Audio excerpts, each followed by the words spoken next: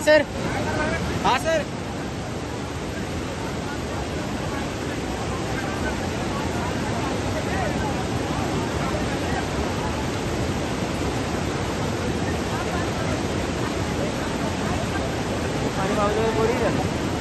अरे येऊ द्या, पकडा व्यवस्थित, पकडा व्यवस्थित।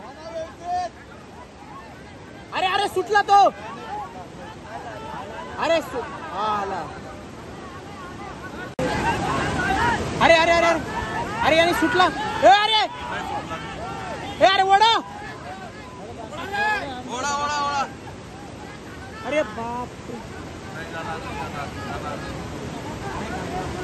कुठे अरे लईला दूर गेला रे। आहे का?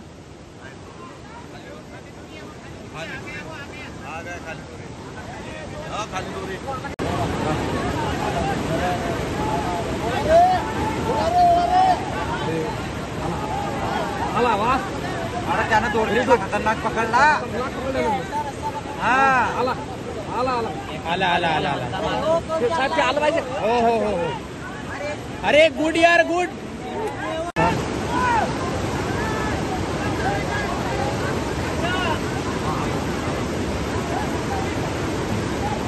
आला आला आला आला, 5 जन झाले। हम 2 जन कहीं निकालने के लिए मेरे घर से रास्ता लेके रास्ता 4-5 बार डाले।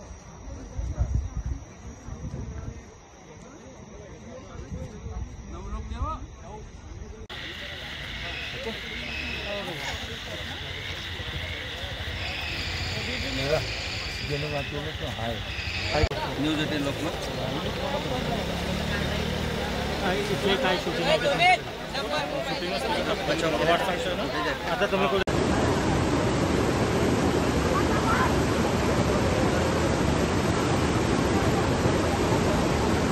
हे बॅटरी हो करतोय का? 5 जण वाचवले आतापर्यंत। हो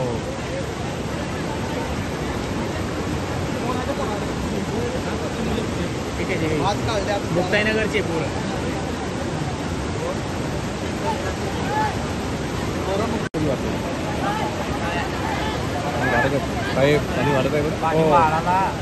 वाढते वाढते पाणी।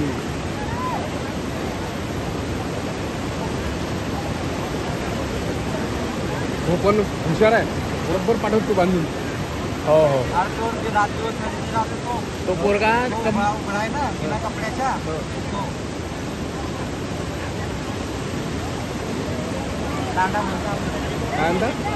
कुठला आहे तो मला? बचाव करणाऱ्यामध्ये कोण कोण होतं? ज्यांनी वाचवलं त्यांना गेले का सगळे? कोण कोण होतं? न्यूज 18 लोकमत। इथे काय शूटिंग आहे? आता तुम्ही हां सर काय सांगणार का सर? रेस्क्यू टीम सुकी धरणाच्या सांडव्याच्या खाली सुकी नदी पात्रात छोटंसं एक खडकाळ बेट आहे, झाड आहे। तिथे 9 मुक्ताईनगरचे तरुण मुलं अडकले होते आणि त्यांना स्थानिक नागरिकांनी दोराच्या सहाय्याने यशस्वीरित्या बाहेर काढून हे जे ऑपरेशन आहे हे यशस्वी केलेले आहे। आणि SDRF टीमसुद्धा बोलवलेली होती, ती जळगावपर्यंत येऊन तिथे आता आम्ही थांबवलेली आहे।